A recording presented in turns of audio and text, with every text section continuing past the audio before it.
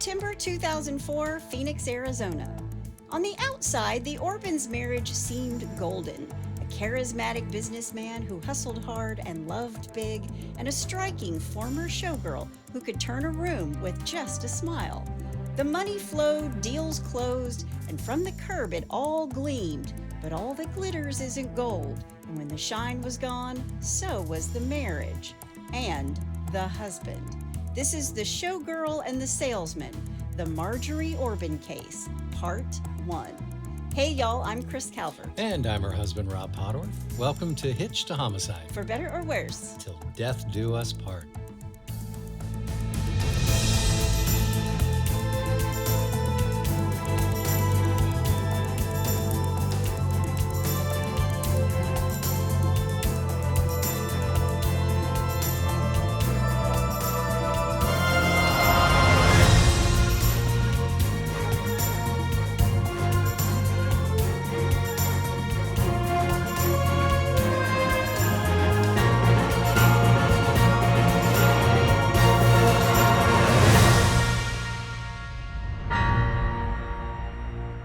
Welcome back, everybody. Yes, welcome. And for our friends over there in New Zealand. And we do have friends in New Zealand. Yes, we do. And if I butcher this, know that I got the pronunciation off the internet. So if I'm wrong, it's wrong. Okay. So just let me know. Okay. All right. Here am I. Very nice. I hope so. Well, wherever you're listening, be sure to like, rate, and review the podcast. We love it when you send us emails and drop us a line on social media. Yes, we do. If you love the show, give us some stars and a quick comment. And if you're watching today on YouTube, be sure to hit that subscribe button below. Yep. We really do appreciate all of our listeners. Yes, we and do. Speaking of, go join the In-Laws and Outlaws. Just go to H2H In-Laws and Outlaws on Facebook, answer a couple questions, and you're in. Yes. If this is your first listen with us, they are our extended family here at Hitched to Homicide. They're a bunch of wacky, crazy, fun people. If you like true crime, you won't regret it.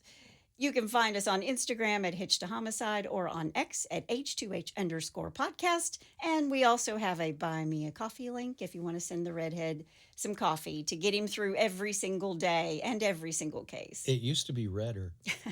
And then he married me. We say this a lot. Rob, this case was suggested by one of our listeners, and once I got into it, there was so much to it, I had to break it into two parts. So we weren't keeping everybody for 3 hours. You know, you drive a little bit and you're like, I wanted to hear the end of it. Well, The end of it is next week. All right.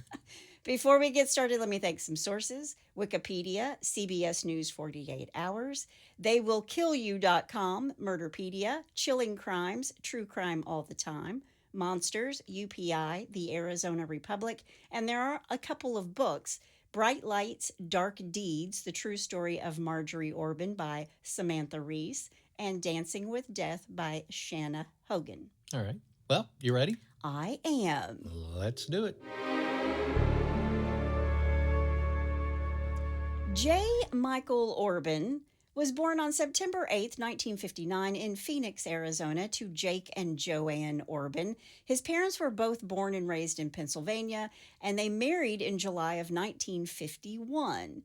Jay's got an older brother, Jake Jr., who was born in Cannonsburg, Pennsylvania, Joanne's hometown, in 1953. But Jake Jr. suffered from severe asthma, and their pediatrician said, you got to get this kid to a drier climate. And is there a drier climate than Phoenix, Arizona? Everybody says it's a very dry heat, but that doesn't mean it isn't unbearably hot. I don't think so. Nope. So the family of 3 packed up and moved to Phoenix, Arizona just a few months after that recommendation. So these parents really love their kids so much, and they pack up the station wagon. They head west in July of 1957. They bought a small home in the Phoenix suburb of Alta Vista. Okay. And in 1959, their second son, Jay, was born. Now, this is a close-knit family. They attended church every single Sunday. Jake Sr. worked at the post office, and Joanne took a job on an assembly line at Honeywell, where she will eventually work her way up to being a manager. So, hardworking family. Yeah. Jay was a typical young boy. He loved sports. He played Little League. His dad coached his Little League team all the way to the playoffs when he's 12. Jay liked to ride his bike everywhere. He loved swimming. They had an outdoor pool behind their house. So the friends and family were always over. Like every house in Phoenix seems to have a pool because it's so daggone hot. If you've ever been there in August, which I have, it'll burn the skin off the bottoms of your feet if you have to wear shoes. I heard they just sleep in their pool at night. It really is warm. Yeah. Now, because the family is originally from Pennsylvania, they are all Steelers fans. Boo! I'm just wondering how many people have become Steelers fans because Aaron Rodgers has now moved from the Packers to the Jets to the Steelers. Well, yes, Kris is a football fan, by the way. In total transparency and honesty, being a lifelong devoted Bengals fan, Yes. I can honestly say this is the first time in my entire life that I go, okay, because I like Aaron Rodgers, and I look at the Steelers and say, okay, I don't like them any more than I do the Browns. And that's saying a lot, honey, as a Bengals fan. It is. There you go. It is. And the reason I stuttered on that because it was really hard to get out. To say the word Browns. Oh my gosh. Oh yeah. my- I know. Okay. When Jay is a teenager, he grows tall and lanky. He's one of those kids who could grow a mustache in high school. No, I hated those guys. He's going to grow to 6'2", and by the time he graduates high school, he weighs about 230 pounds. He's a big guy. When I was a freshman, I was 5 foot even, 98 pounds. No joke. Yeah. And I didn't grow until in between my junior and senior year. So those were the guys I always hated. You turned out okay, honey. Yeah, it's all right. Although it still does take you a while to grow a mustache. And when you do, it's a little bit Santa Claus, y'all. It is. It's why I don't wear a beard or a mustache. But Jay's a big guy. And according to his friends, he was really charming. He had big blue eyes, and apparently he liked to flash his crooked smile. While he's still in high school, he takes a job in the garden department at a discount department store. And while he's working there on evenings and weekends, he's hired to do some landscaping and gardening on the side. So going to school, working part-time at the department store, and also landscaping in his free time. Okay. This is the kind of born salesman and go-getter that Jay was from the get-go, from an early start. Gotcha. One of Jay's best and most prominent clients was a developer who built model home neighborhoods, and Jay worked on numerous yards for him. And Jay's making bank, and it didn't take long before his older brother, Jake Jr., was like, hold the phone. You're making more money working 2 days a week as a landscaper than I am working 40 hours a week at my job. Wow. I want in. Immediately after graduation in 1977, Jay started his own business, Landscape Matters, and Jay asked his brother Jake to join him, and these two are off to the races. Jay managed the crews, and Jake handled all the paperwork, and these two worked really hard. It's an ethic I think that they inherited from their parents. Sure.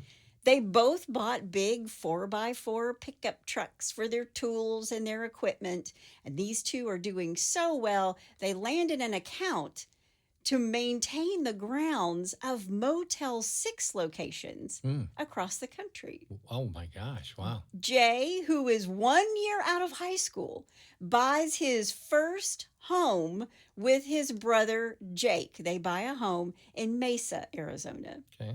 Now, these two brothers did exceptionally well until the mid-'80s, and their landscaping business began to dry up, and Jay and Jake decided it was time to move on to something new. Jake Jr. got married and then moved to San Diego, taking a job as the horticulturalist for the city of San Diego's Balboa Park and for Mission Bay Parks and Rec. It was his dream job, and he will always credit his little brother for the opportunity to work in this field with him because it led him to his new job in California. Okay. Now, Jay is on his own, so he took the money he'd made and saved from the landscaping business and invested in a comedy club called Chuckles, Okay.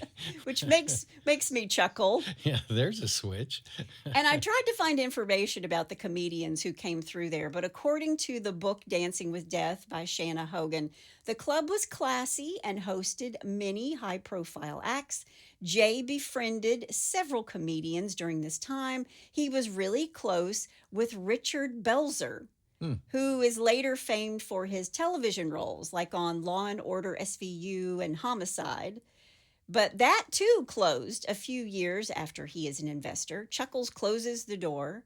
He buys another house with a pool and a tennis court. He loved to throw barbecues and pool parties, and the guest list was a bit interesting.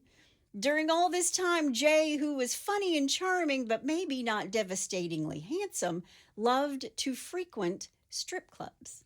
He was a regular at a few clubs around the Phoenix area, and he was good to the girls who knew him by name. He was known to be a big spender at the clubs, and he would lavish gifts and money on the girls who worked there. And he even dated a few of them outside of the club. He frequented Bourbon Street Circus, Babes Cabaret, and Skin Cabaret several times a week. Wow. And he would invite these dancers to his home for barbecues and parties, and these girls would play volleyball in these skimpy outfits, and his friends would also come to the parties. Of course they would. And they're like, dude, You the man! you rock. You're like Hugh Hefner Jr., right? Yeah. So this is his haunt, these strip clubs. And the beautiful women with big hair, it was the 80s, and lots of makeup who danced there are going to be his kryptonite, okay? In the 80s, I mean, with the big hair and stuff like that, and especially if you had a barbecue, you had to keep them away from the fire because all that Aquanet is very flammable. That hairspray, you just go up like that, man. Exactly. Don't think I didn't think about that in the 80s when I had some Aquanet going on. One night in 1985 at the Bourbon Street Circus, Jay, who is now 26 years old, was having a beer at the bar all by himself when he locked eyes with a woman named Marjorie Marquis. Marjorie Ann Crow was born on October 29th, 1961, in Miami, Florida. She was the second child of William and Janelle Crow. When she's only 3, her parents divorced, and her mother married a man named Peter Garrett, who Marjorie will consider to be her father. Her mom was a kindergarten teacher. Her stepdad was an air conditioning repairman in Miami. I'm sure he was busy. And brother, business is a booming. She grows up in an upper middle class home, and Marjorie's mom wanted her daughter to have all the tools to be a proper young woman with impeccable etiquette. She takes a second job in order to pay for dance lessons, and it was something that Marjorie showed a passion and an affinity for really soon in her life. She's a little girl. She's really good at dance. Okay. Marjorie took tap, ballet, and jazz, and she wanted to be a professional dancer and choreographer when she grew up. Oh, well, we know something about that. We know a little something about that. Although Marjorie and our daughter are taking completely different paths in life. Good. Just put it out there from the get-go. All right. In school at Lake Brantley High School, Marjorie became a majorette, marching with the school band during parades and football games. She was actually known as Marching Marjorie. Yeah. And Marjorie is a bit of a flirt, but she doesn't really date in high school because she liked older men, not boys. When she's 15, she takes a job at a steakhouse as a hostess, and on top of school and this part-time job, she's dancing on weekends at Once Upon a Stage, which is a dinner theater.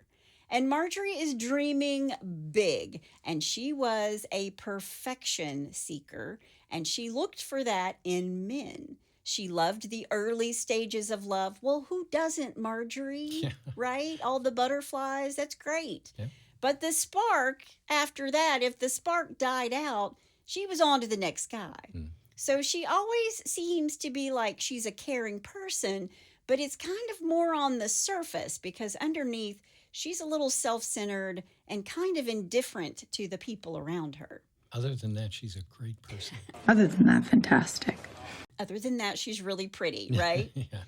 While she's working at the restaurant, she's noticed by a man named Mitchell Marquis. He was a successful man, and Marjorie thought he looked like one of the Bee Gees. And I'm going to say he looked like Barry Gibb. I don't know that's for sure, but he was always considered the hot one at the time. Well, thank God it wasn't Robin. I was like in 5th or 6th grade, by the way, when the Bee Gees were like huge. Oh, so. yeah. Yep.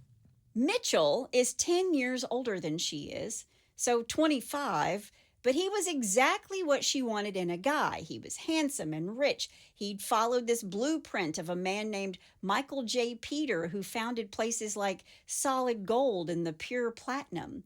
Michael was the original owner and innovator of the Gentlemen's Club, and Mitchell liked this concept, and he too made the bouncers wear tuxedos, just like the guy he was trying to emulate. Mm-hmm. He hired only attractive and well-mannered women for his staff, and all the employees had to take etiquette classes. So it's a classy strip club.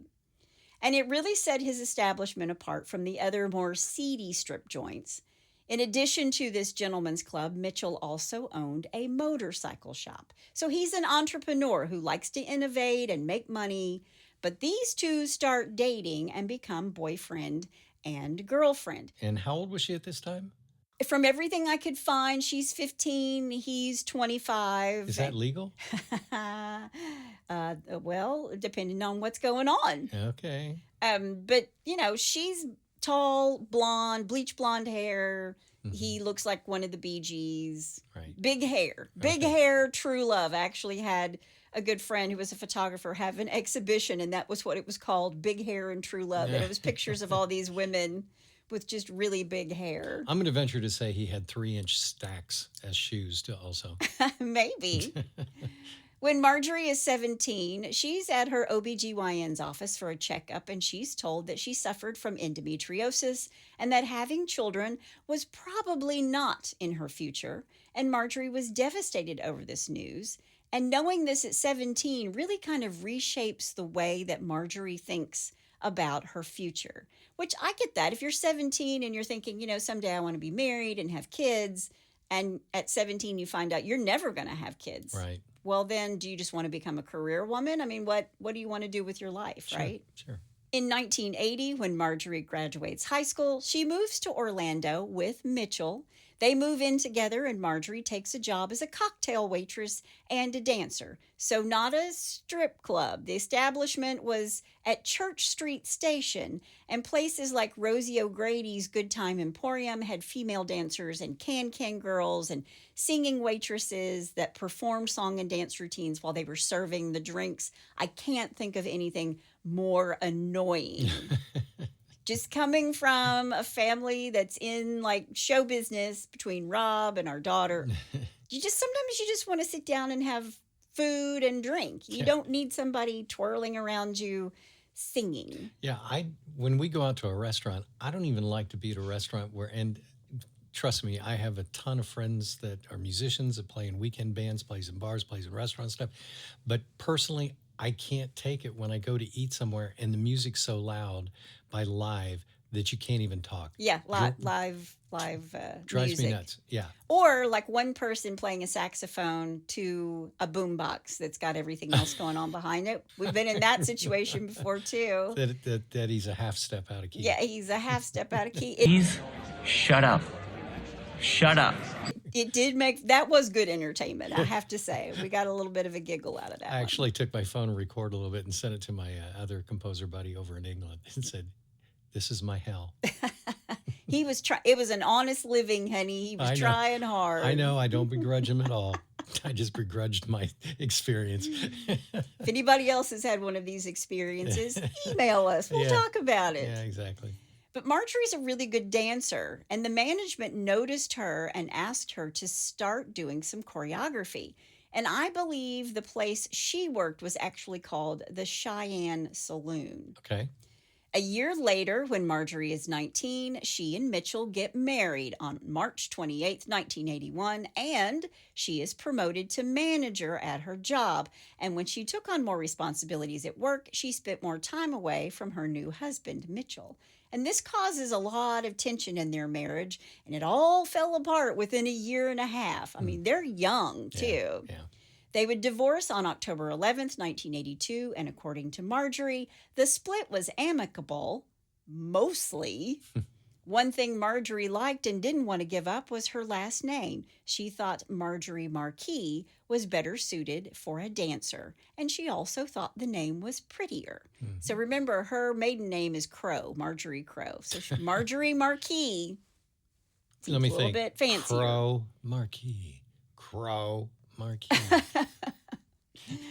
As her marriage with Mitchell is coming to an end, Marjorie started seeing a man named Larry Tweed. He was 22, but already had a fat bank account because he worked in his family's successful furniture business.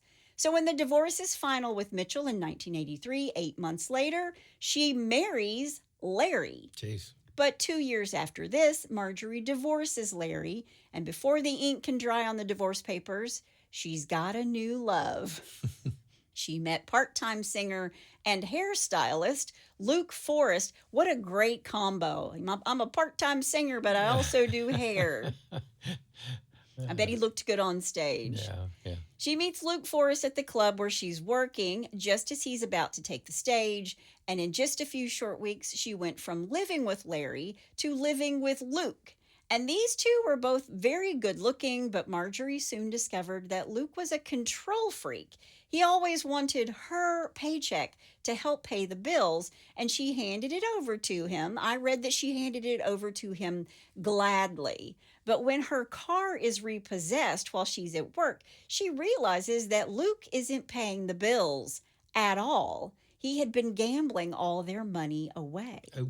And she leaves Luke.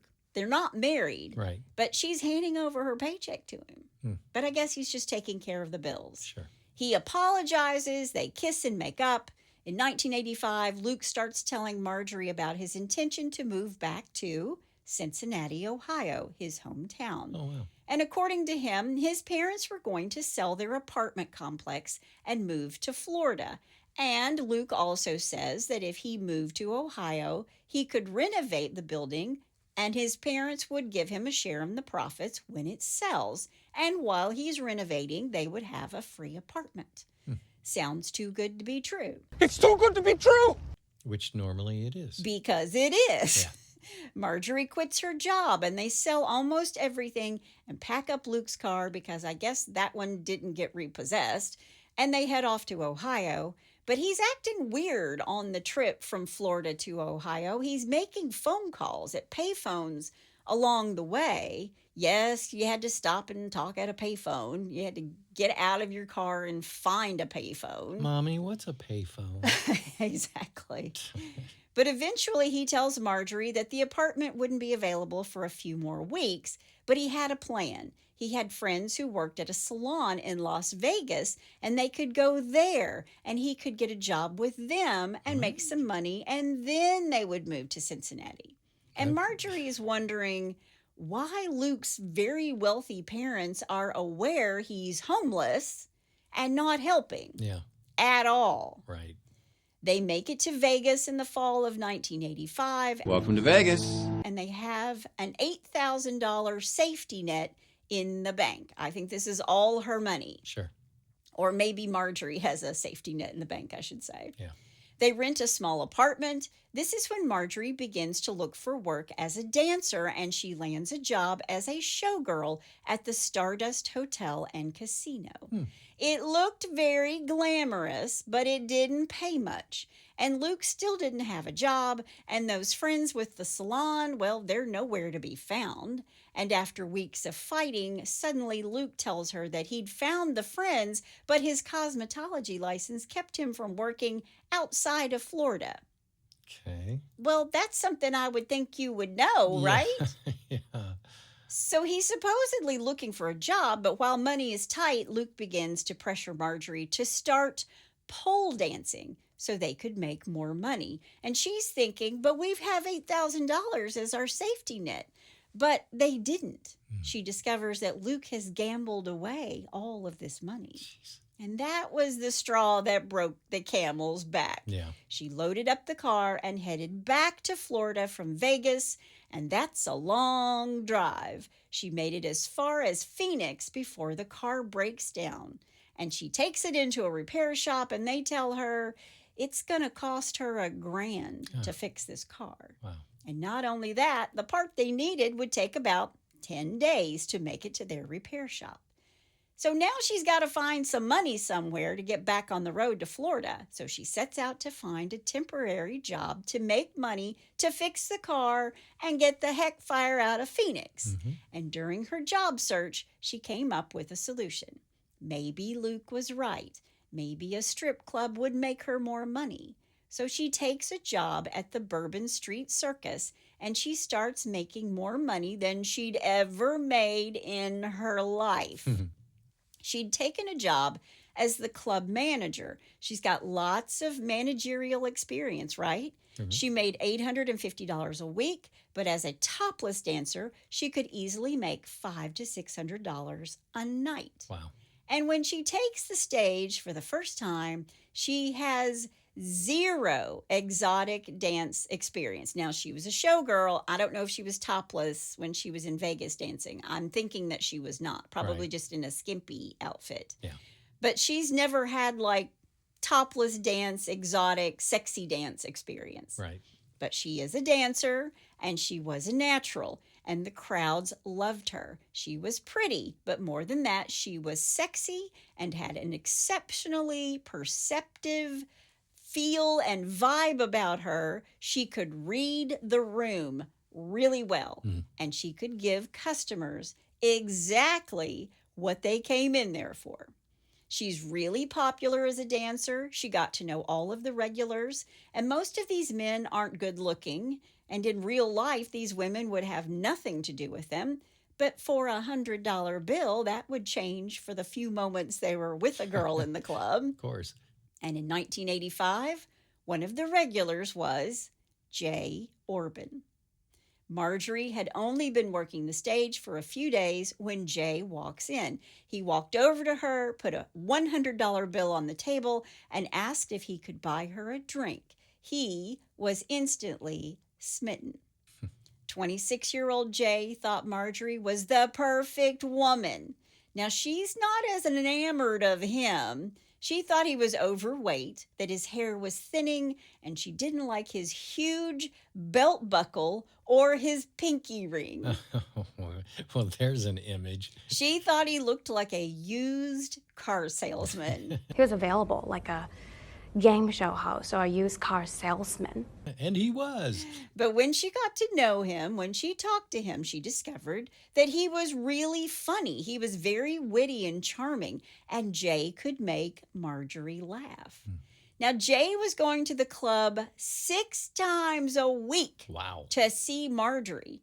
And even though she didn't have feelings for him or want a relationship with him, she did want a relationship with his wallet. He was throwing money at her fast and loose. A few weeks after he meets Marjorie, he asks her out on a date, and she says Yes. No. no.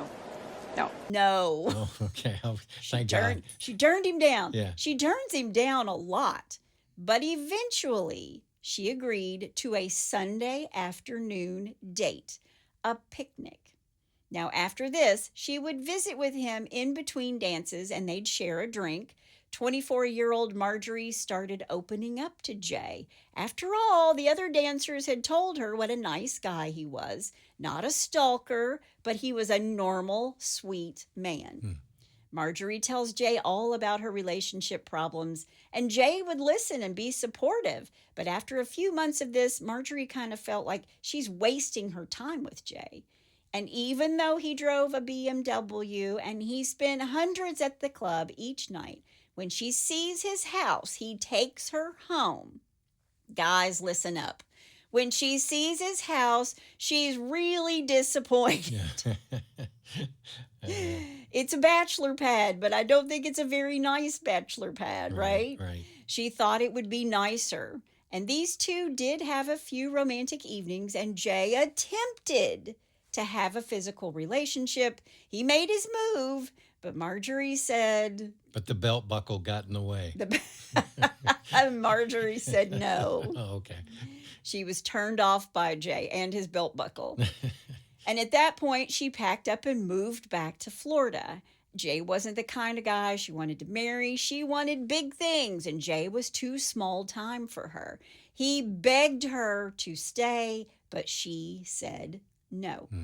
She drove back to Florida, where she meets Michael J. Peter, a multimillionaire that many referred to as the strip club king.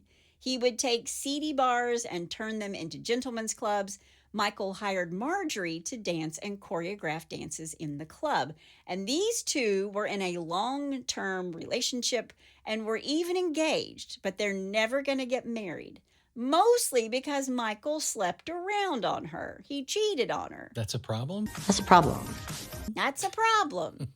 He did put Marjorie in one of his films titled No More Dirty Deals. Oh, gee.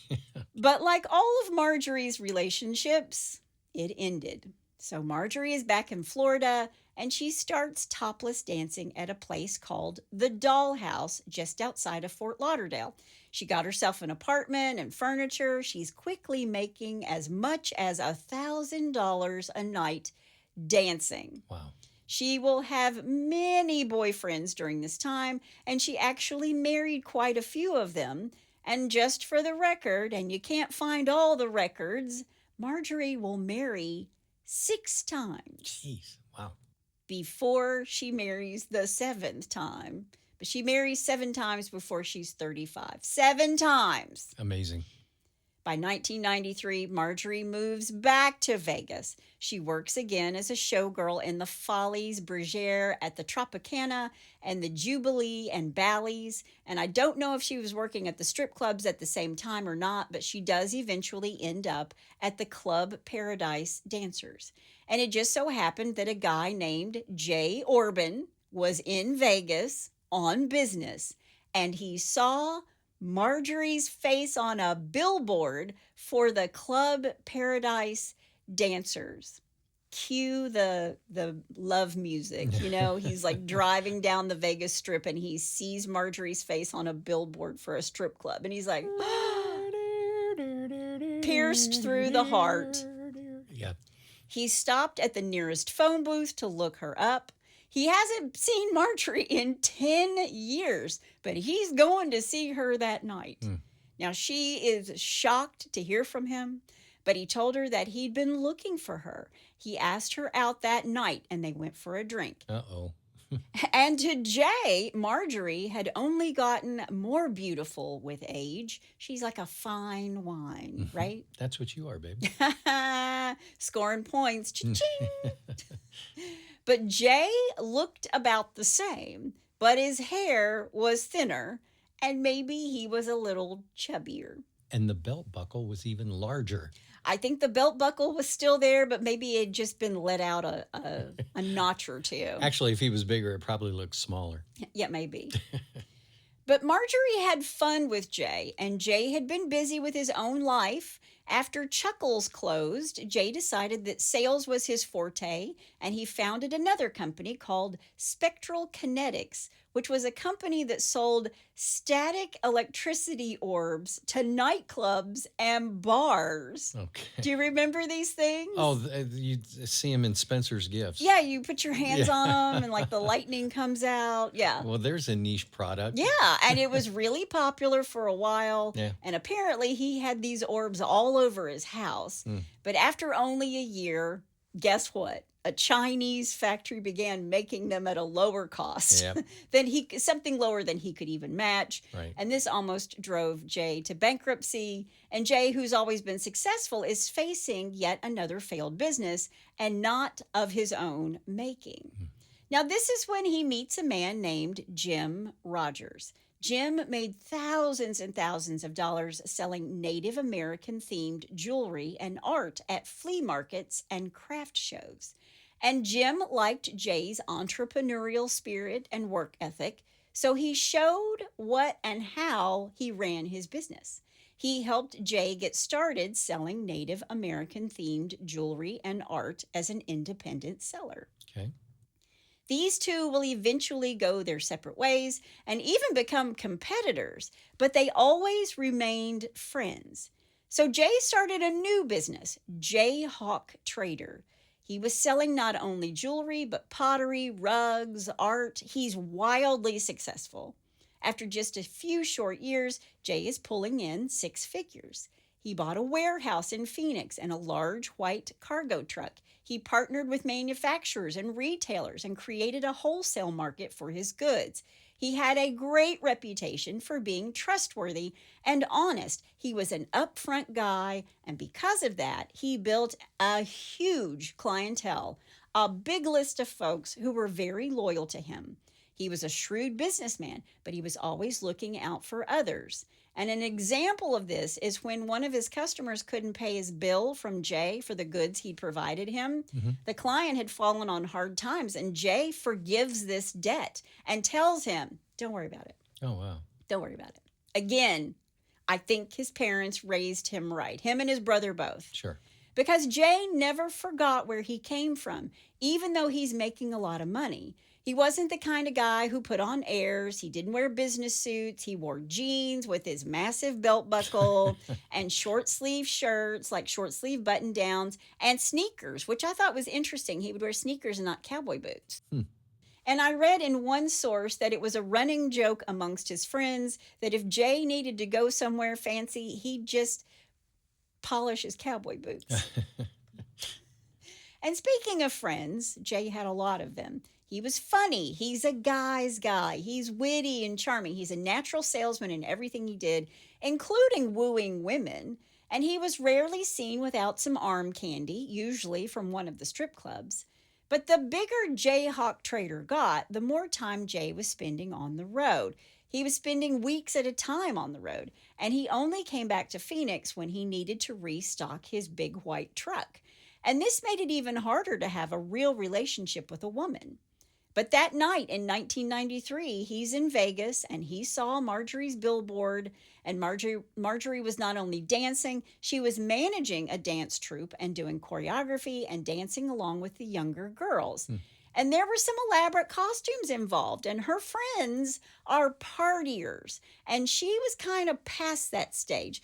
They were taking trips to California and to Catalina Island, and even though she continued to have short-lived relationships with lots of wealthy men, she was at the point in her life where she was ready to settle down. It only took 6 marriages. Yeah. But she wanted to be a wife and a mother, and coincidentally, Jay wanted to be a father. He wanted a wife and a family. So when they see each other for the first time, they stay up all night talking. Jay had to leave for Phoenix the next morning, but he felt like they'd maybe rekindled something. And Marjorie was tired of the same old guy, the ones who were all flash and no substance. She needed something stable. And these two start talking every day and carrying on a long-distance relationship. Jay went to Vegas anytime he could swing it to see her, and she eventually came to Phoenix to visit him. And when she arrived, she was pleasantly surprised to discover that Jay now lived in a very nice home. After 2 years of back and forth and long-distance phone calls, Marjorie comes to Phoenix and stayed with Jay for a week. So for 2 years, he's going to Vegas to see her. It takes 2 years before she comes to Phoenix and realizes, oh, he's got a nice house. Yeah. And when she's there for this week, Jay proposed to her. And Marjorie said, Yes. No. no. No. I'm going to get it right one of these times. She wasn't in love with him, and she couldn't see herself living in Phoenix. She wanted to be married and have a child, but not with Jay. Yeah. But Jay refused to give up on her. In 1995, Jay went to Vegas, and they talked, and for the first time, she told him that she wanted to be a mom, but she was told that she couldn't have children.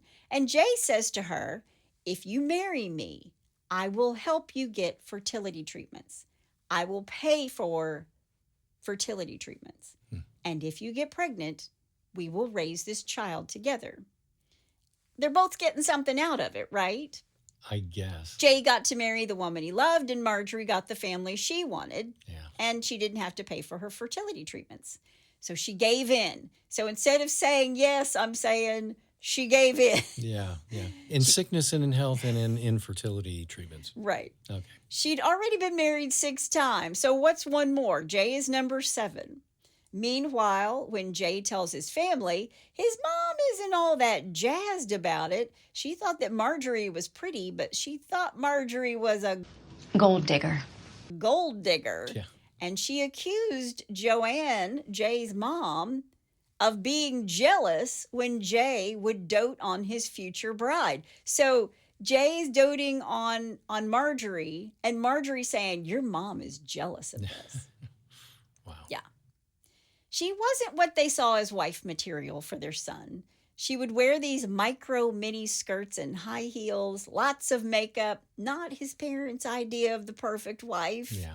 And she didn't have an interest in forming a relationship with anyone in Jay's family. Yeah, that's not a good start. Not to mention, Marjorie lied to Jay's parents about her past. She told Joanne that she was a showgirl and choreographer, but left out all the stripping and topless jobs. She said she'd been married once and that he had died in a car accident. Then she doubles down on this lie, saying that she was injured in this car accident too, and she'd been in a coma for 6 weeks, Wow. needing many surgeries to survive. Hey, go big or go home if It's you're going to very, lie. yeah, it's very much a soap opera, right? Like sands through the hourglass, so are the days of our lives. She's like giving her a soap opera. Yeah. And at this point, his family was like, okay, she's been through a lot. We won't judge her based on like how she dresses and stuff. Yeah. Even though the family wasn't into her, Jay and Marjorie married in July of 1995, eloping to the Little White Wedding Chapel on Las Vegas Boulevard. Yeah. And Marjorie even wore white, a white lacy dress with sequins and a plunging neckline to show off her surgically enhanced breasts. She's tan, really tan, and she has platinum blonde hair, and even though it's the 90s, she's stuck in the 80s with her hair. It's got some big hair. All right. And this was the arrangement. Marjorie would marry and live with him in Phoenix. She'd get fertility treatments for up to 2 years, and if she didn't get pregnant by then, she would leave him.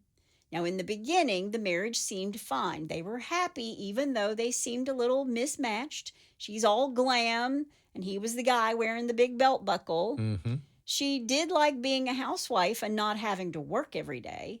Jay hired a fertility expert, and she started the treatments, and they're really hard on her body. And anybody who's done fertility treatments, I never have, but I have friends who have, they really are hard on you. She's taking these shots. They bruise her body. They give her hot flashes. She has night sweats. And twice she had to go to the emergency room Oh, wow. because she was having painful side effects. Wow. Meanwhile, Jay's brother, Jake Jr., who's very excited that his baby brother got hitched, comes to Phoenix from California to visit.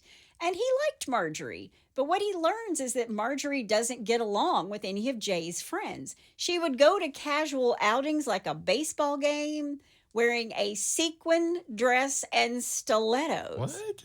to a baseball game. Oh, man. And she complained a lot about Jay's buddies always wanting to be around. So what do you think Jay does? He tells them to go away. He stopped seeing his friends altogether. Of course he did. The fertility treatments went on for months, and Jay spent over $60,000, but he's really good to her. He takes excellent care of his wife. Marjorie still isn't in love with Jay, but she started to at least feel close to him. And at one point, she even told him that if she didn't get pregnant, she would stay. She was enjoying cooking and cleaning and doing laundry while Jay was the moneymaker.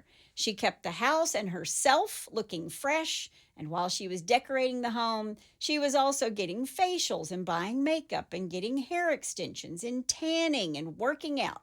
She bought herself a lot of jewelry and a lot of expensive clothes and handbags. And Jay is like, you go, girl. You just do it. Wow. But all the treatments paid off when they discovered in late 1995 that Marjorie was pregnant. She's now 34 and Jay is 36. Okay. Their son, Noah Jacob Orbin, was born in August of 1996, and the next few years were great.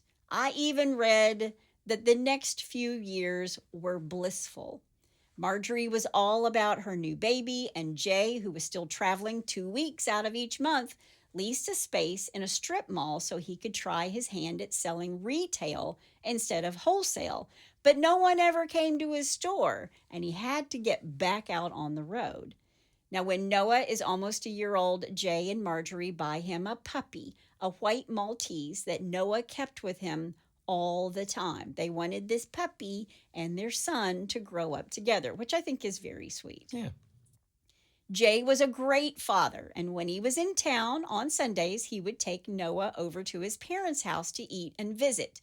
And Marjorie sometimes came with him, and if she did, she never stayed long. And Joanne, Jay's mom, feels like there's something off about Marjorie. Moms know. Jay's parents thought it seemed like Marjorie was just playing wife, like she was pretending to be a wife. Gotcha. And because they did all the fertility treatments, Jay and Marjorie had frozen embryos, and they decided they wanted to have a second child in 1997. And Marjorie discovers she's pregnant again, but she miscarried, and her obstetrician tells her, no more children. It's too risky. Right. But these two were just very, very happy to have Noah, and their worlds revolved around this one little child. And this was how it would be for the next several years. Jayhawk Trader was really successful. Noah and Marjorie didn't want for anything. She would dress Noah to the nines, and she would tell people that she and Jay had an arrangement, mostly the friends that she made there in Phoenix. She said that she didn't have sex with him very often, and that their sex life wasn't all that great. Wow. Poor Jay. Yeah. She's out there saying that about him. Man. But Jay had a different viewpoint. He was very much in love with his wife and Noah. These two are his entire world. So Jay closed down the storefront that wasn't getting any business and bought his own warehouse in Phoenix for storage. He would drive out of state and all around the West for 2 weeks at a time and come back to load up his big white truck again, like $250,000 worth of stuff and jewelry and artwork and pottery. And he would carry around a lot of money and merchandise. And this made him very aware of his surroundings. He's really careful. He's really careful for his own safety. And because he worried about carrying so much money with him, he wrote a will leaving most of his assets to Marjorie and Noah, and to his good friend Gary, he left his clientele list, his buyers. And after he did this, he asked Gary if once he took over the list, if something happens to me and you take over this list, will you give Marjorie and Noah 10% of the sales that you make so they would still have some money for a while? But he also took out $1 million life insurance policy on himself with Marjorie as the sole beneficiary. Uh-oh. Well, that sounds like I should be playing a foreshadowing tune. You want me to? That's called foreshadowing. Okay, go. But as the years went on, Marjorie and Jay were never really together. Marjorie wasn't affectionate towards Jay, and she couldn't wait for him to be gone the 2 weeks out of the month. She was like, isn't it time for you to leave again? Wow. And according to Marjorie, they finally stopped having sex altogether. But Marjorie still had a strong sex drive. So she wants sex, just not with her husband. With him, right. So this whole house of cards is about to collapse. Marjorie, for her part, played the devoted wife and mother, but there were people who really knew her that believed she was a master manipulator, to which I say, Duh.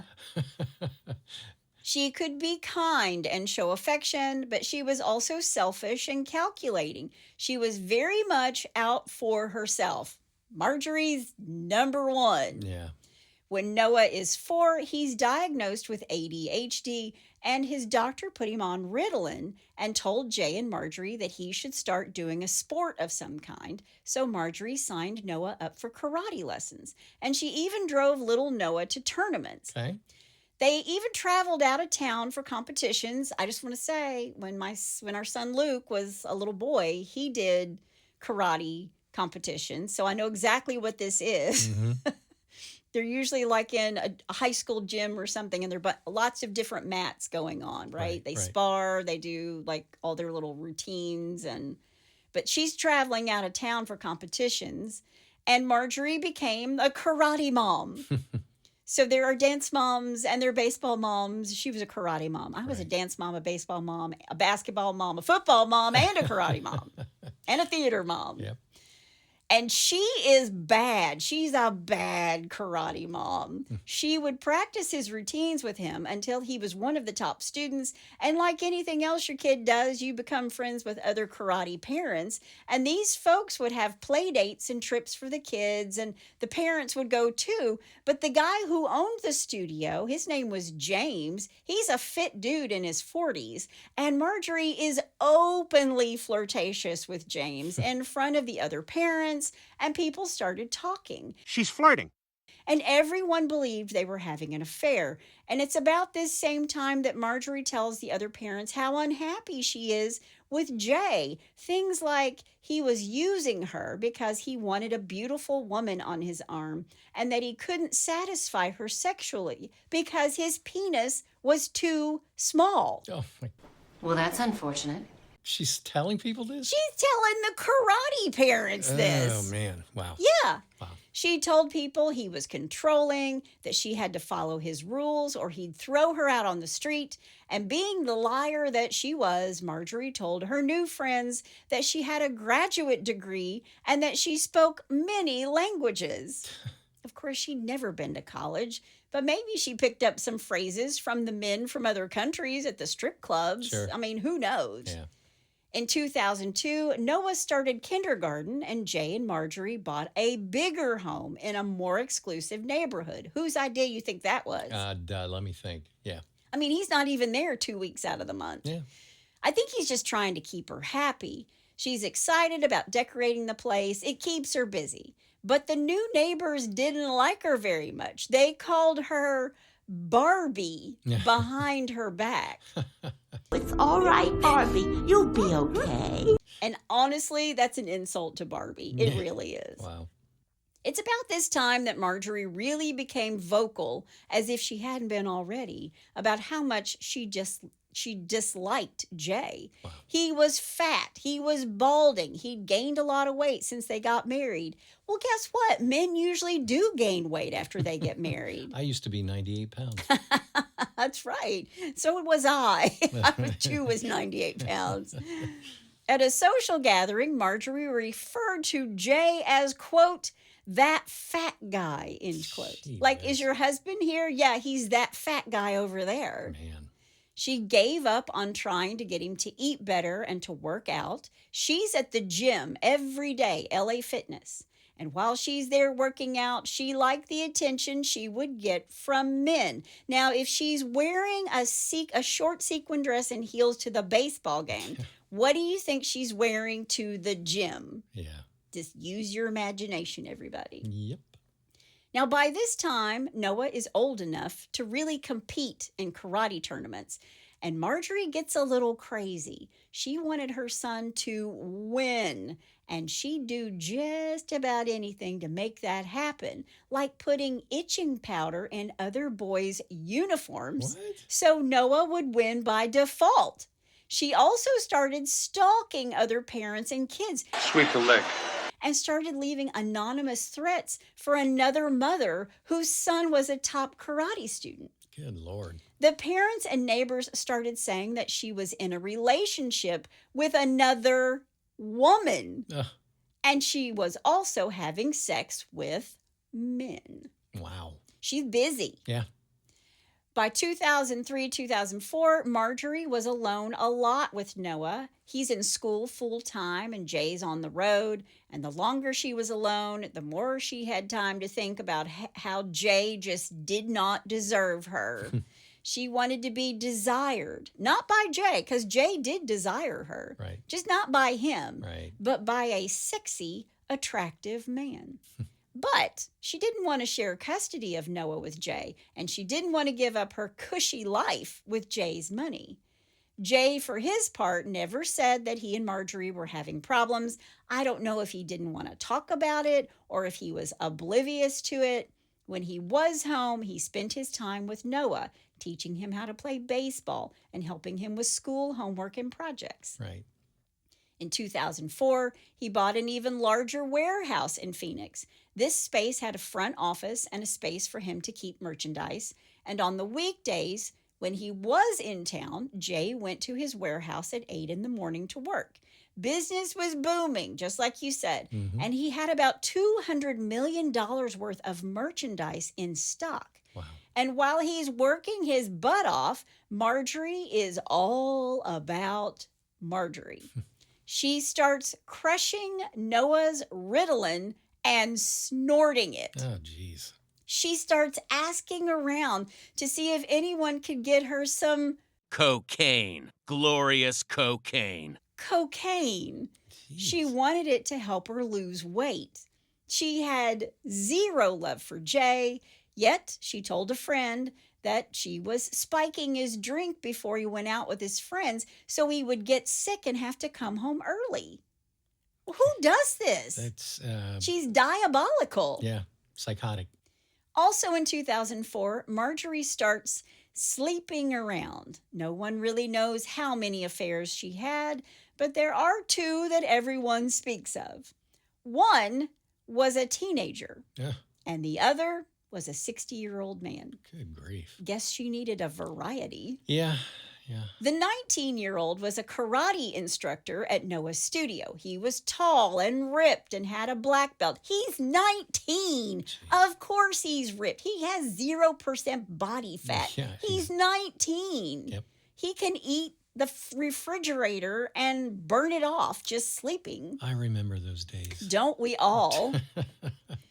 He's actually the son of the owner, the same one she flirted with and everybody Wow. thought she was sleeping with. Jeez. But we know she was sleeping with his son, a kid that she had known since he was 14. Man.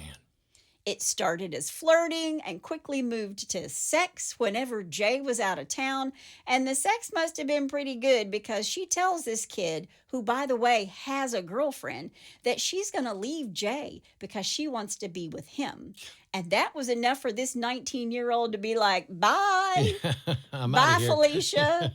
I'm out of here. Thanks for the gumball, Mickey. Yeah. Yeah. Apparently, he believed it was just a Mrs. Robinson kind of Yeah. deal, right? A little cougar action on the side with a very experienced woman. Right. Won't you unzip my dress? I'd rather not, Mrs. Robinson.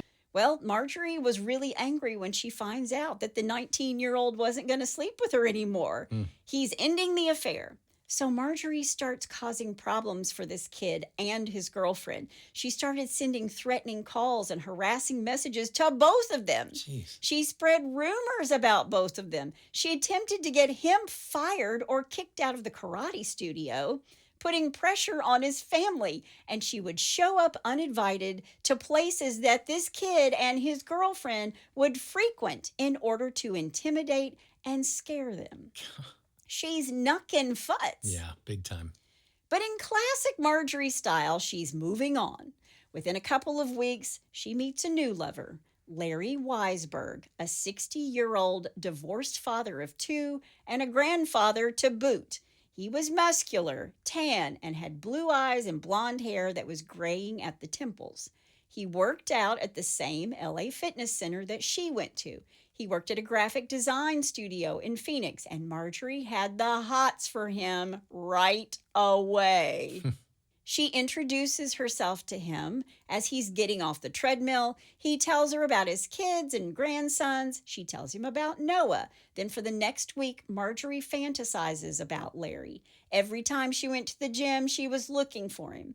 A week later, over the weekend, she sees Larry lifting weights. She walks over to him, hands him a piece of paper with Her phone number. her phone number on it. Of course she did. And after he opened it, he looked at her and said, quote, "You're married," end quote.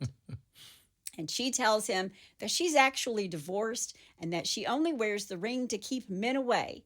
Keep men away? I think she loves it when the men come to her. Yeah.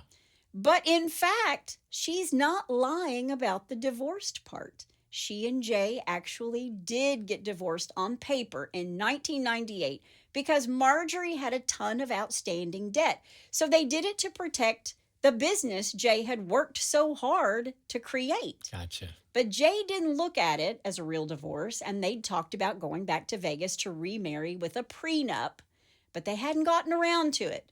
And no one else in Jay's life knew about the divorce. It's a secret that these two are divorced. Okay. So Larry's standing there, and Marjorie is telling him, "We've been divorced for 7 years, and my ex is a traveling salesman." So the very next night, these two go out on a dinner date, and she tells Larry about how she and Jay have this living arrangement.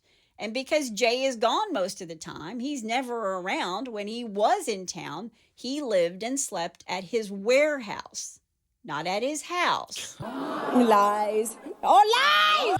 Lies, all lies. Man. For the next couple of months, Larry and Marjorie get better acquainted, and after a handful of dates, she goes home with him, and they have sex. And they went from hookup to serious relationship pretty daggone fast. Later, Larry is going to say that Marjorie was the aggressor, and I don't doubt that for a minute. Yeah. Not for a hot minute do I doubt that. Yep. Marjorie decided that Larry was the answer to all her problems. She believed he was her one true love. Really? She would send him love notes telling him how special he was to her and liked to go into detail about their intense sexual connection in the love notes. Now, Larry's a man. He's taken with her. He's been living alone for several years. He thought Marjorie was beautiful and sexy and passionate. He was seduced by her charms. But when he comes to Marjorie's home for the first time, he sees that Jay's clothes are everywhere. Jay is still living there. Right. And she makes up a story that he just traveled so often that he left his things at the house for convenience sake. And this is a huge red flag for Larry. Right. He tells her, "I'm not going to share you. Yeah. And if we're going to be together, you need to do something about Jay living in the house." And she told him she couldn't agree more. She doubles down on her lies, telling him that she told Jay he needed to move out, and he understood, and he was looking for a place. She tells Larry that Jay agreed to give her the house and pay it off. Then a week later, she tells Larry that Jay had found a place, and Larry's like, "Thank God I got him out of the picture," right? Soon after, Larry introduces Marjorie and Noah to his daughter. She and her husband and 2 sons lived near a park, and Larry's oldest grandson was close in age to Noah, and they would play together at the park. And one time when they're there for a play date, Marjorie tells Larry's daughter that she was fed up with Jay because he was gone all the time and tried to make it up to Noah by buying him things. And she goes on to say that Noah needed a really good father figure, like her father, Larry. Then she drops the bombshell saying, Noah thinks Larry is his dad. Now that's not true. Not true at all. Wow. When Jay was home, as soon as he left at 8 a.m., Marjorie was on the phone with Larry. They're getting more serious, and they're having lots and lots of sex. And by August of 2004, Larry is under the impression that he and Marjorie are in a loving, monogamous relationship. And at the same time, Jay had no idea what was going on. He had no idea that she was having an affair. Marjorie is living 2 different lives, one with Jay and one with Larry. Right. August 26, 2004, it's Noah's 8th birthday, and he wants to go to a place that has video games and bowling and a restaurant with a bunch of his friends for his party. Jay, Marjorie, and Jay's parents are all there for the occasion. It was a fun day for the family, especially for Noah and Jay. That night, Jay tucked Noah into bed, kissed him goodnight. The next morning, Jay was packed and back on the road. And when he leaves, he's wearing his usual attire. Short-sleeved button-down, shorts and sneakers. Jay tells Marjorie as he's leaving that he loves her and he will call her when he makes it to Tucson. Okay. In Tucson, he stayed at a La Quinta Inn, spent the next couple of days selling his merchandise, and on the first night, he called from his own cell phone a dancer from a nearby club several times, but she didn't answer. So was he also catting around with strippers when he's on the road? It's hard to say. Yeah. He did like the strip clubs, and he did like the attention from the ladies, and he's certainly not getting it at home. Right. The next morning, he's in southern New Mexico, and then he moved on to San Antonio and Houston. He was calling his family and friends, his mother and Marjorie, at least once a day. For the next 2 weeks, it's business as usual for Jay, except each quarter, he went all through the Southeast and into Florida, and he would be away not 2, but 3 weeks. It's now September 2004, and he's heading into Florida as others are leaving because there was a hurricane brewing in the Atlantic. Hurricane Francis, a Category 4, a doozy. Right. He arrives in Pensacola, Florida. He realizes how bad this hurricane's going to be, and he decides, call it. He's just going to call it and go home. Right. And on his way back to Phoenix, he calls Marjorie and tells her about the storm. And for the next few days, Jay drives through Alabama, Mississippi, and back into Texas again. Back home, Marjorie is with Larry every single day. And Larry is now spending the night in Jay's house and going on romantic dates with Marjorie while Larry's daughter kept Noah for her. She's just weaseled her way into Larry's family. Wow. Just before noon on September 7th, Jay makes it back to Tucson. He's 100 miles from home. He checked into the La Quinta Inn and ordered a pizza. The next day is Jay's 45th birthday, and he wants to spend it at home with Marjorie and Noah. But when he calls home, Marjorie tells him that both she and Noah have strep throat, and he should just keep on driving and just keep on working so he doesn't get sick. But the next morning, since it's his birthday, his mother calls him. Of course she does. Yeah. Jay tells her he had just made it to Phoenix, and he was going to the warehouse, checking some emails, and he would call her back once he made it home and had settled in. Jay's mother, Joanne, will never hear from her son again. Wow. And as far as anyone having strep throat, well, little Noah went to school that day. What happened to Jay after he speaks with his mom is unknown, but here's what we do know. He did indeed go to his warehouse, and he did make some calls. Later on September 8th, he went to a gas station just a few miles from his home, and then sometime after 5 p.m., Jay was murdered. The next day, September 9th, 2004, Marjorie kept Noah out of school, calling him in sick. She made Noah breakfast and she cleaned up the house while he played video games, and according to Marjorie, Noah felt better that afternoon. This is when Marjorie went to Target with Noah in tow, and while she's there, she bought a lot of cleaning supplies, some boxer briefs for Larry, and a Nintendo game for Noah.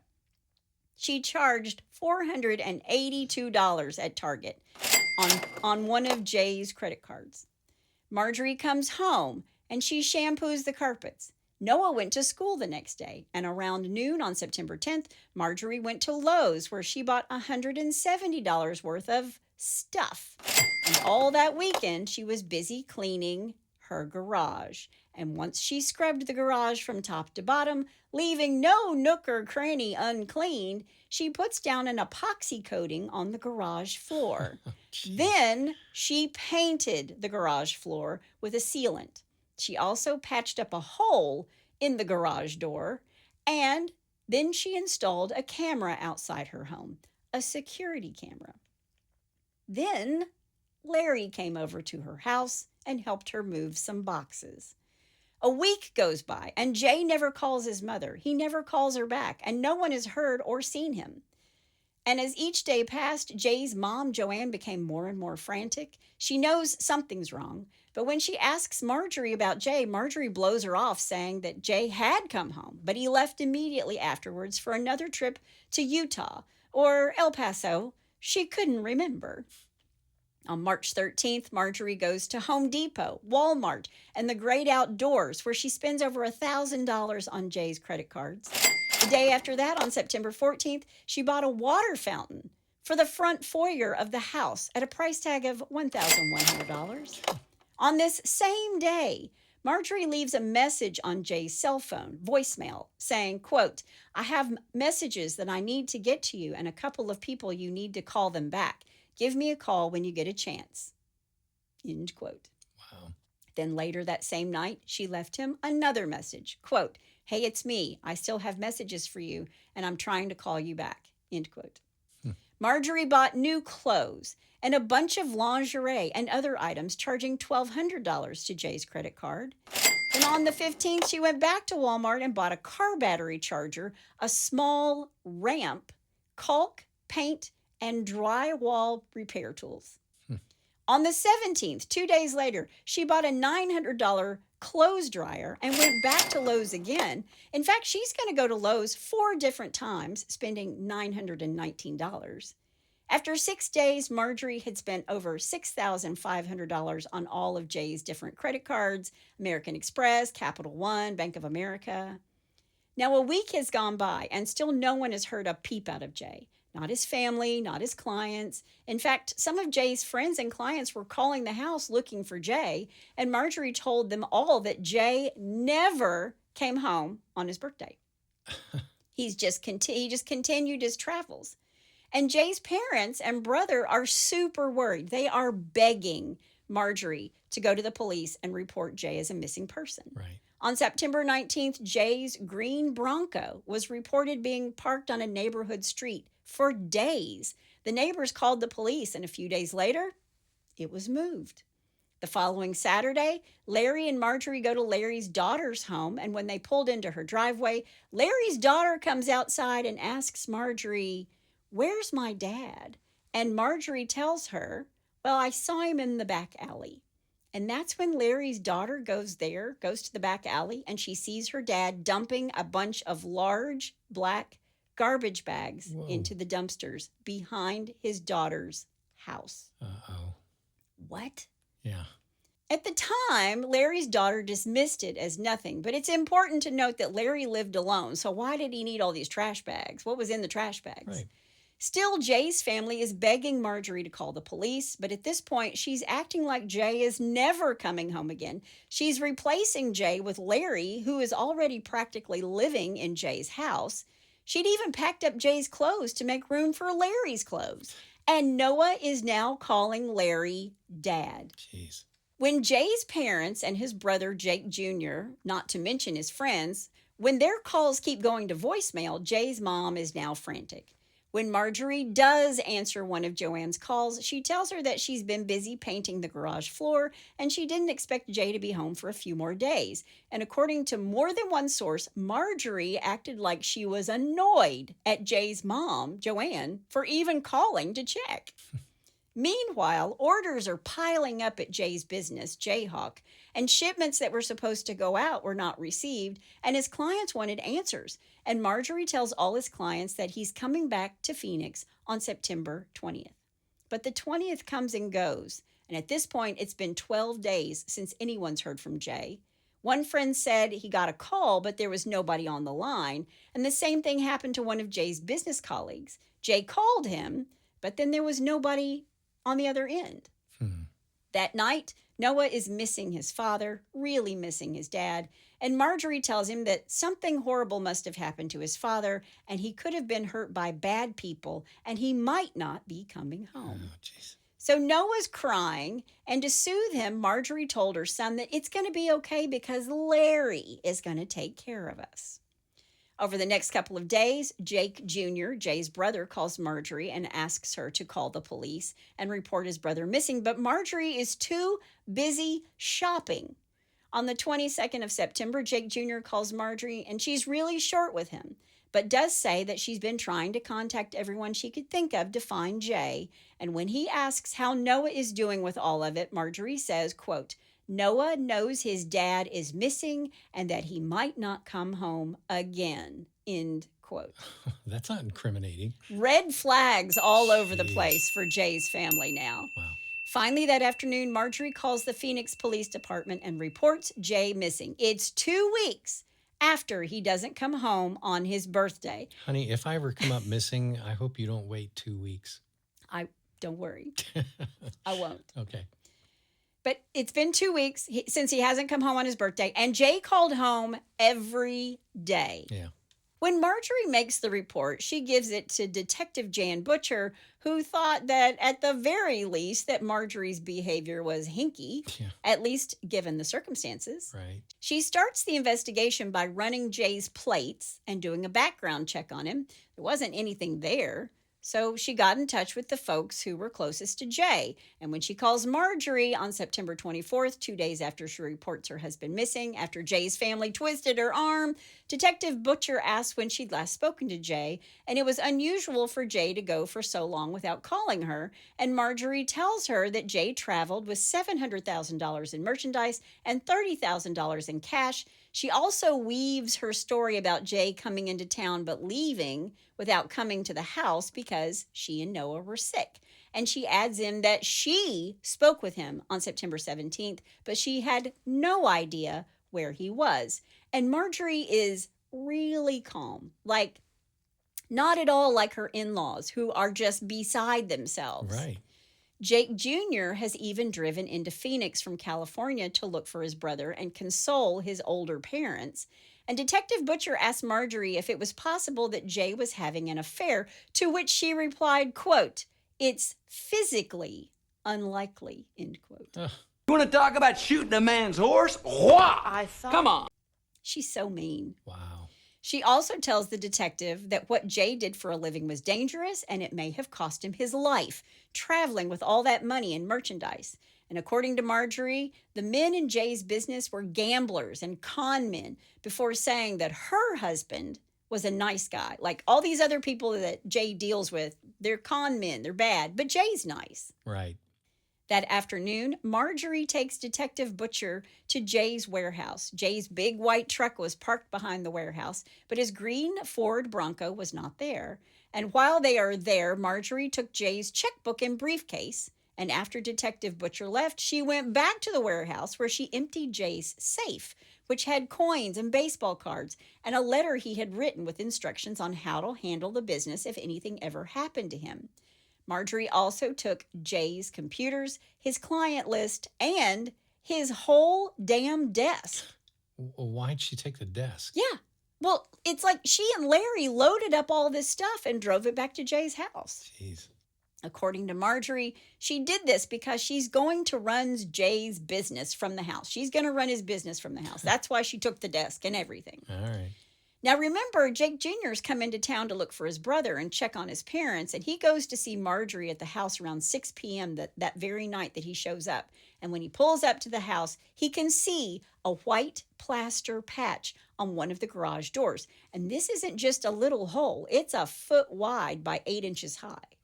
And Jake Jr. takes a photograph of it. And when he asks Marjorie what happened, she tells him that she backed into the garage door. But little Noah's very excited to see his Uncle Jake, and when he hugs Noah, he whispers in this little boy's ear, "Do you know why I am in Phoenix?" And Noah looked at him with a sad face and said, quote, "Yeah, because Dad's missing and he might not ever come home," end quote. Wow. Jake looks around the house a bit. He sees that the house is spotless, but on the kitchen counter there were just piles and piles of papers, life insurance papers. So while he's been calling the highway patrol in all these states looking for his brother and his parents are frantic, his sister-in-law is figuring out what she needs to do to collect on $1 million policy. Sure. When Noah gets hungry, Marjorie orders Chinese food, and Jake Jr. and Noah go and pick it up, just the two of them. And this is when Noah tells his uncle that his dad had called him a couple of times, but that his dad just kept repeating himself, like it was a tape. being played. Ugh, Diabolical, I tell you. man. She wants people to believe that she spoke with Larry on the 20th, so it would explain the calls from Jay's phone where no one was speaking on the other end. But Marjorie is so devastated that her husband's been missing that she takes Larry to a Sting concert and pays for a pony to come to Larry's grandson's birthday party. Jeez. Man. On September 27th, Joanne and Jake Sr. tell Marjorie they want to go to Jay's warehouse and look around. And reluctantly, Marjorie agrees. And on the way there, Marjorie gets a phone call from Detective Butcher. Marjorie agrees to see Detective Butcher and other detectives at the warehouse. And when they all arrive, there was more than one red flag for the police. Marjorie had told them that the white cargo truck was missing, but when they found it parked at the warehouse. It was his Bronco that was missing. Jay's briefcase was at the warehouse, so Marjorie must have brought it back, but it's empty. And Joanne starts crying. Jay's mom starts crying because she knows that her son never went anywhere without his briefcase. Right. And while Joanne is hysterical, Marjorie is showing zero concern for the whereabouts of her husband. Wow. When police want to come to the Orbin home to look around for clues, Marjorie tells them, no, you can't come today because I'm working at Noah's school, but I'll allow you to come over in a couple days. And she tells the detective she'd get back with her. She never does. Yeah. Then just after noon on October 23rd, 2004, a homeless guy, his name is Robert Ame, he's on his way back from a beer run when he decides that he's going to cut through the Arizona desert. And it gets hot, so he stops during his trip, and when he stops, he sees a random pile of garbage and decides to take a break. He sat down on a discarded mattress. He's going to crack a beer and rest before he goes back to this construction site where he's been sleeping. And as he's sitting there, he looks around and he sees a big storage tub that is covered with a carpet. And he's thinking that maybe inside this, there's something I can sell to make some cash. Sure. So he uncovers the tub and finds a piece of glass to cut away all the tape that's holding the lid of this big Rubbermaid tub on. And when he opened it, he found layers and layers of black garbage bags and plastic sheeting. And he's ripping into it, but he was soon overcome by the stench of what was inside. No. At first, he thought maybe it was filled with like rancid food, but then he saw a belly button.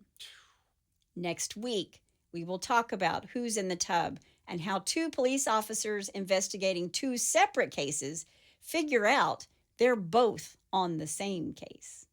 But that is the story of Marjorie Orbin, the showgirl. And that's all I have to say about that for now. All right, my takeaway from all of this. From part one. From part one. She is the most evil, sinister, you know what, that's ever walked the face of the earth. Evil woman. Oh my God.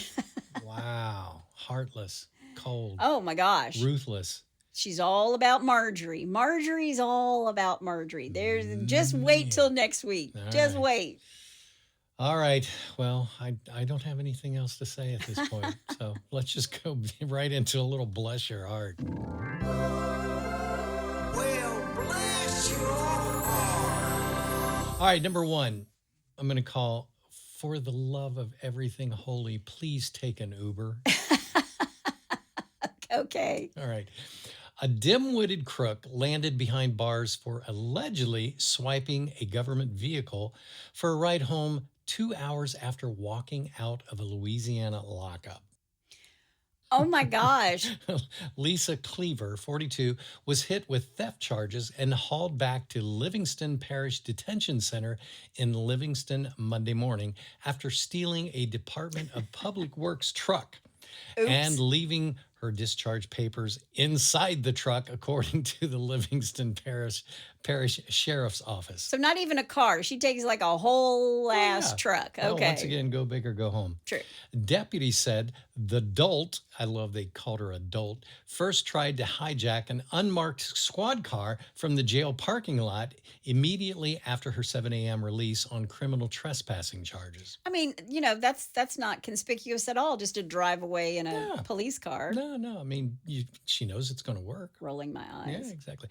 During our investigation, deputies learned that Cleaver, as soon as she stepped foot out of the LPDC upon her release, attempted to gain entry into an LPSO unmarked unit in the front parking lot, Sheriff Johnson Ard said in a statement.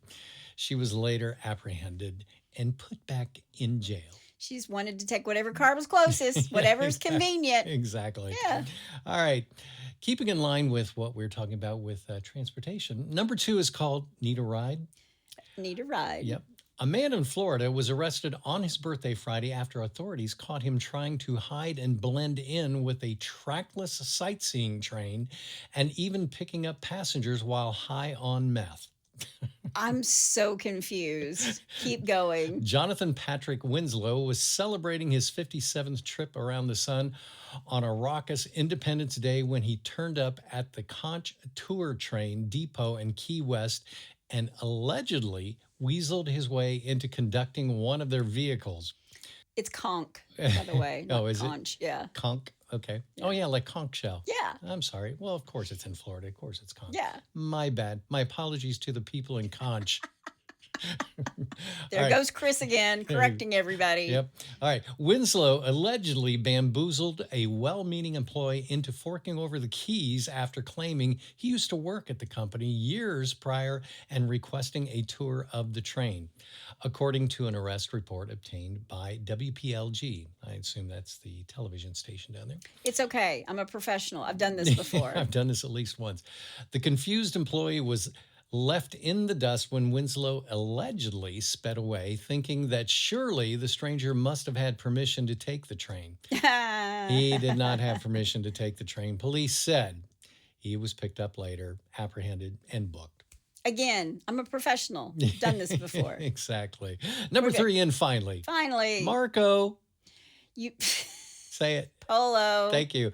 Virginia police are searching for a man who hid in a storm drain after fleeing a car crash on a state highway on Monday afternoon.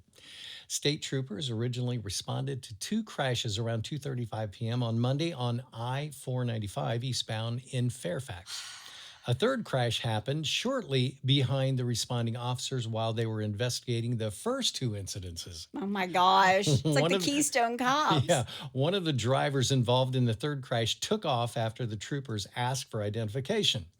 He made it less than a mile down the interstate before veering off the road and plummeting into a ditch. Undeterred, the suspect took off on foot and sprinted across the east and westbound lanes on the highway. Ooh. Yeah. Somehow he vanished in a drainage spot underneath the interstate before troopers could nab him.